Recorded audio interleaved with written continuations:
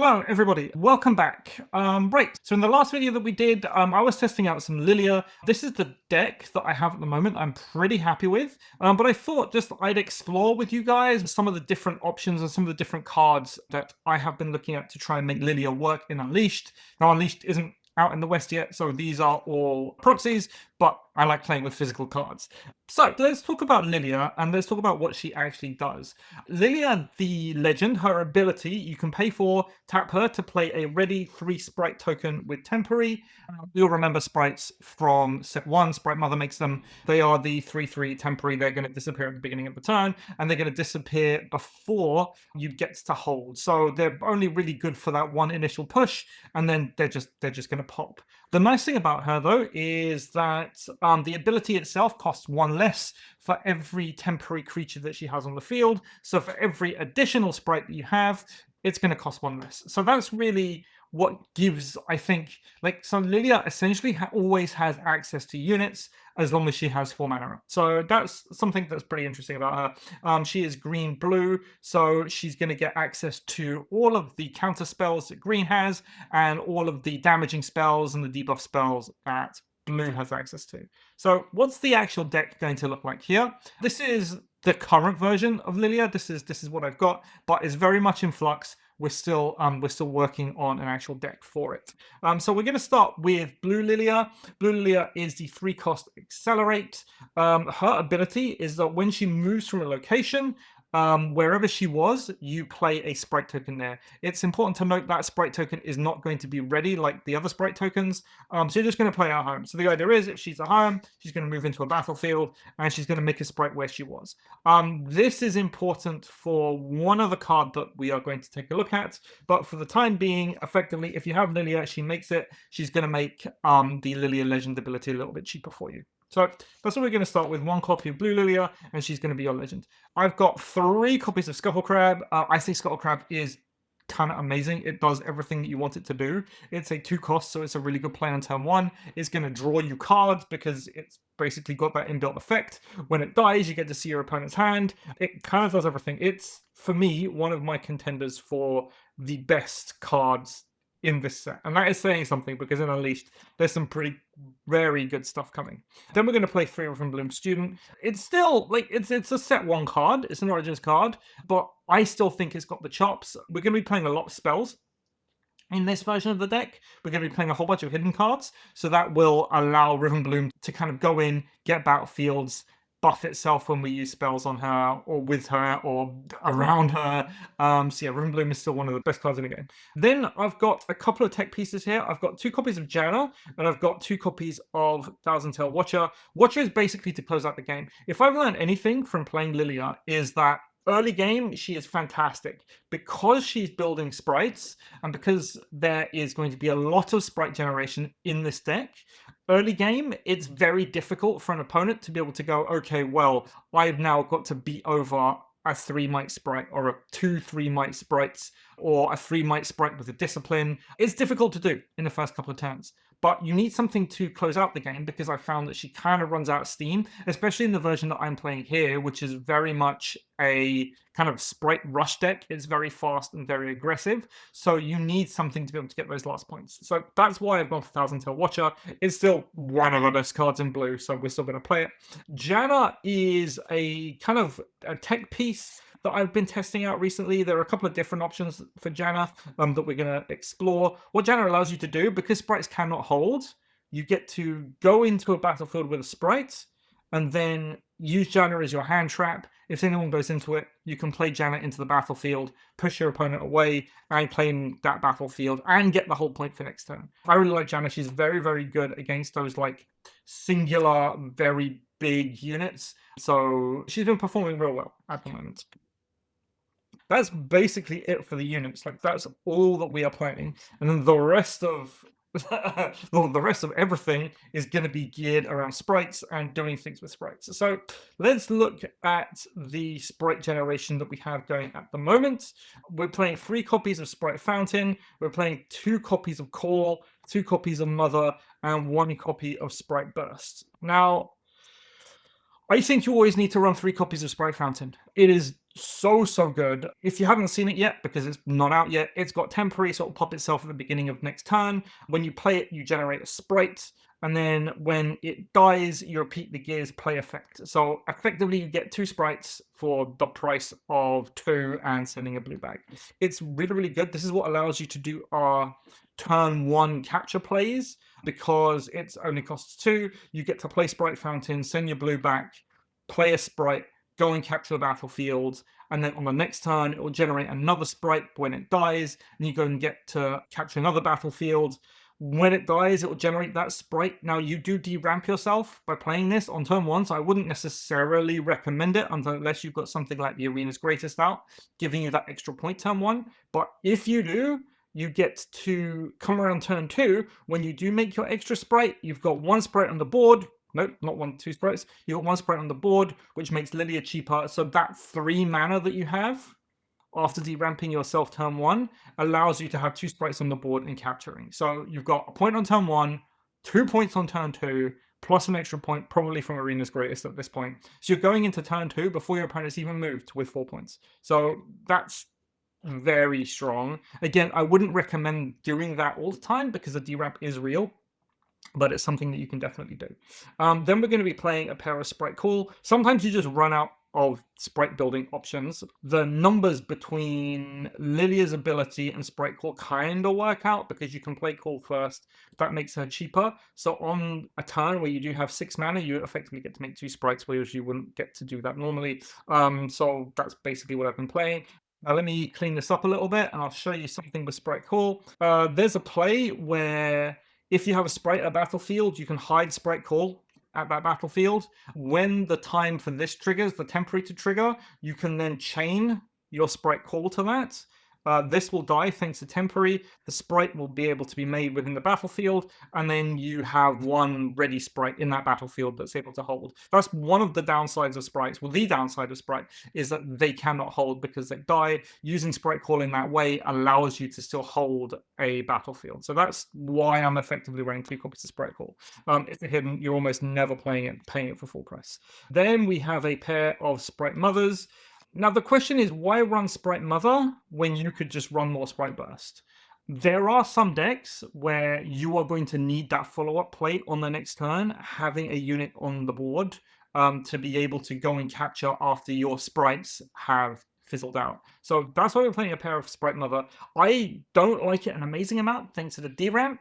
I would much prefer to play more Sprite Burst, but being 1 extra mana cheaper is very useful. Sprite Burst, you basically pay 5, make 2 sprite tokens. That's all it does. There is a world in which you mess around with these ratios. So if we remember back when we were playing Victor in set 1, it was always like, okay, do I play 3 Call, 2 Mother, or 3 Mother, 2 Call?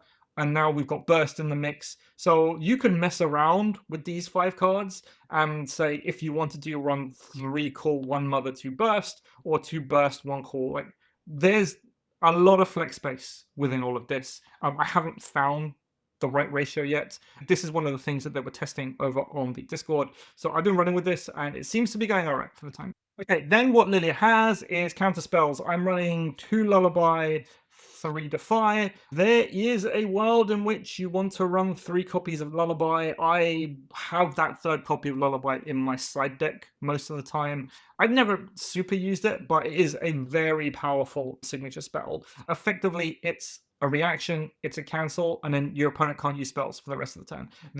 That opponent cannot use spells ability comes into effect like more often than not. You get to use this because Lillia is a very aggressive deck. You get to use Lullaby very aggressively to make it so that your opponent doesn't get to essentially have answers to you running sprites in. And what I found with this deck is that you need to win on turn like 4 or 5, or otherwise you kind of run out of steam. And Lullaby is definitely one of the things that allows you to do that. For a 3 Defy just because it's the cheapest counter.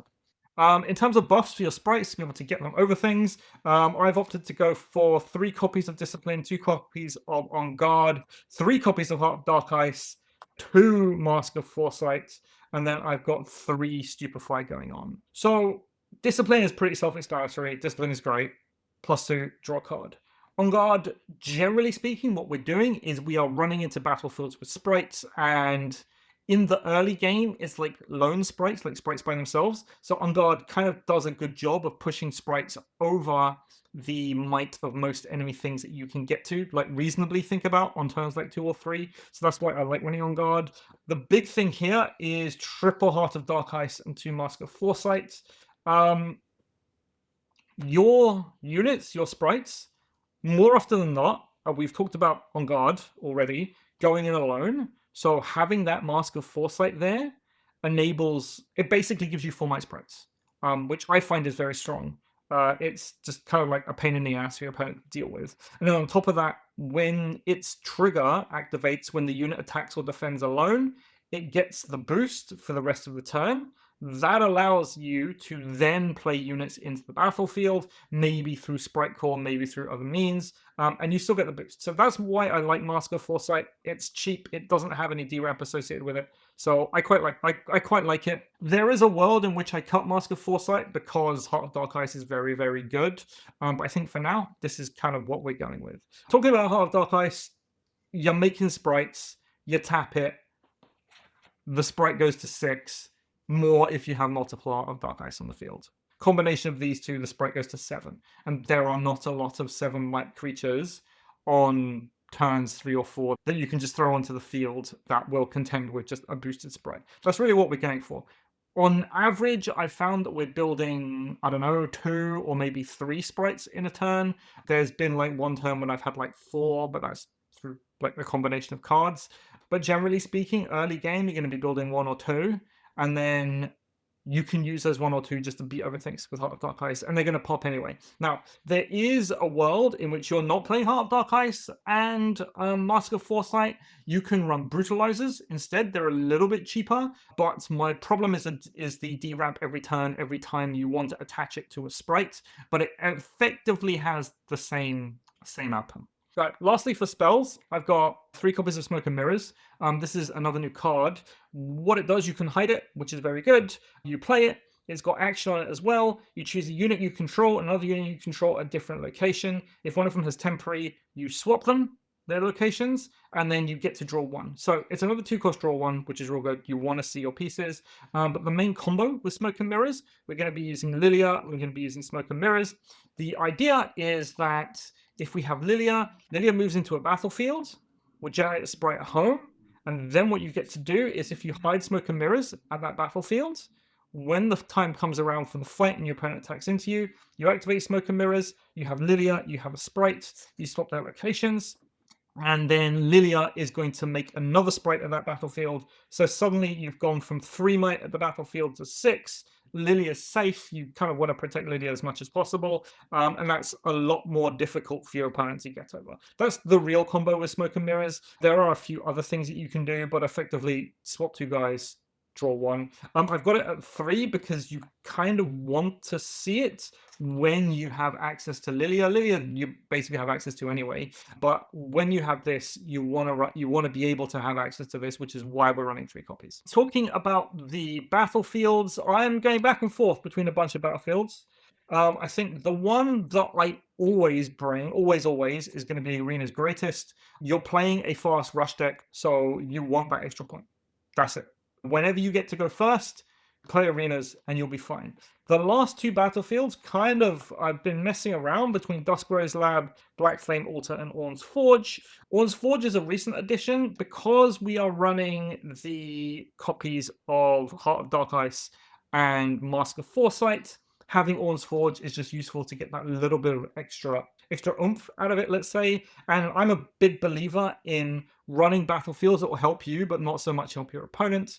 There aren't so many gear decks. I don't know. After Lille, probably stocks in Azir will have gone up and people will be looking to run more gear. There isn't an amazing amount of gear in set 3. So this is kind of a flex slot. If you know you're not playing against a gear heavy deck, you can run this as your first one, and that'll give you a little bit more oomph.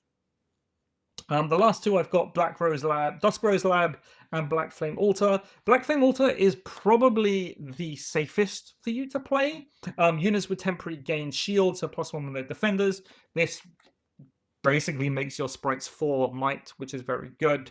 Combo that with the mask, makes them 5 might. It does a lot of things for you, just makes sprites a little bit more difficult to take down. The only other deck that's playing around with temporary is LeBlanc, and the matchup isn't great against LeBlanc because LeBlanc is just such a powerful deck at the moment. So you could totally play Black Fang Altar. I've been playing it a lot. This is what I was playing in the game that we recorded, and I'm pretty happy with this. Your other option is Dusk Rose Lab. Start of the beginning phase, kill a unit you control to draw 1 before scoring. So that directly combos with sprites. You go into Dusk Rose Lab with the sprite. If your opponent doesn't kill it before the beginning of your next turn, you can kill it, draw 1, so you get a little bit of extra value out of your sprites. Now, your opponent can get use out of Dusk Rose Lab. There are a lot of very cheap death knell effects that you would want to combo with this, despite it happening before you score. So this is why I've it's kind of fallen out of favor a little bit for me. Okay, so let's talk about some different options. The biggest problem with this deck, yes, it's very fast, yes, it's very strong, but the biggest problem that we're going to have is basically against Vex. She costs 4, she plays into a battlefield. When your opponent plays a unit, it's stunned, and then they can't move this turn. So your accelerate doesn't work, and you're kind of stuffed because you're building sprites. There are a few ways around that, and we've been testing a whole bunch of different things. I've been testing a whole bunch of different things.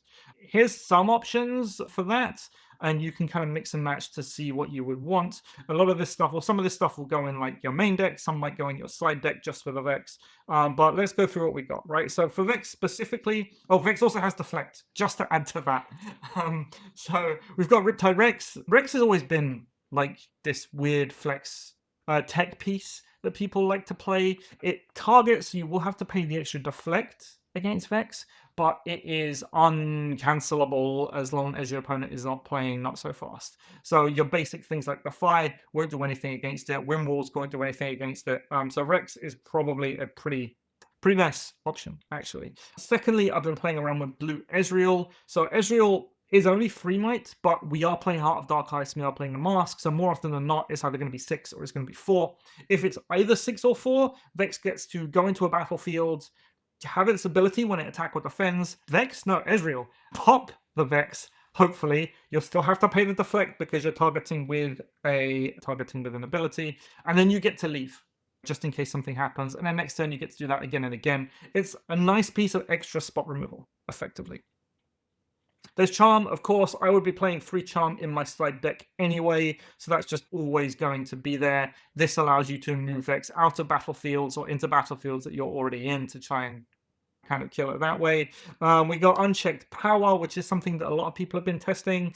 If you have access to 11 runes, you get to play Unchecked Power, basically blow up everything on the battlefields, then use Lillia, not that Lillia, this Lillia, to make a sprite and then go into a battlefield. So it's very good targeted. It's very good removal. Your stuff is not going to be there anyway because you are running sprites. So the downside of Unchecked Power, killing your own guys, isn't really going to be an issue. Some other things that we've been playing around with, I've been playing around with Valmore as kind of like a one-of in my side deck. Not specifically Vex tech, but a little bit like the Janna. If you go in with a sprite and you have those 8 runes up, Valmore makes that battlefield very difficult to break. Then we have a couple more things that we have access to. We have access to Crescent Strike now. Pick a battlefield, pick a unit, deal 4 to that unit, 1 to each other unit. It's cheap, it's targeted removal, it can be countered. You will have to play the deflect cost. So this is okay. Maybe you run 2 of these in your side deck. Eclipse isn't specifically the Vex, but it's additional debuff. It's kind of like Smokescreen, but you don't have to deramp from it. I've been playing in my side deck specifically Turn to Dust. The reason for this is because I get to play a lot of Aurora decks, and we need removal for Aurora, and Turn to Dust is a very good removal tool for Aurora. It's just 2 costs, you do it, and it's done. It's not an action, so you can't do it in your opponent's turn, but usually what happens is Aurora is the last thing your opponent does, so you don't have the opportunity to reacts to Aurora anyway. And finally, we've got Shadow Watcher. Shadow Watcher's got like pseudo accelerate. It's overstated for its cost, but if a friendly unit dies during your beginning phase, any of your sprites that you're generating, it enters ready. I like Shadow Watcher. I think there's a world in which if you're not going super rush with the rest of your deck, instead you run something like a pair of Shadow Watchers, maybe a Rex. You're going to run your Thousand Tail Watchers anyway, and then the rest of your deck can be largely the same, but it gives you a little bit more bodies on the field as opposed to just running in with sprites and trying to do things. Runes, I've just got a 6/6 split of runes. Nothing real fancy there. So that's where I am at the moment with Lillia. This is what I've been testing. It's heavily influenced by some of the stuff that's been happening over on the Discord. There's been a lot of builds of Lillia going around so far. I think the Lillia community, as it would be, is slowly building like the core of a Lillia deck that seems to be working. So you've got the odd copy of Blue Lillia, probably this essentially. You're always going to run a pair of Thousand Tail Watchers. You're always going to run at least one copy of Smoke and Mirrors. The Defy and the Castle package will always be there. So we're getting there, and yeah, that's it from me for today. I hope this is something you guys have enjoyed. I will continue to test this, and hopefully in Unleashed it will bring great success for Lillia enthusiasts.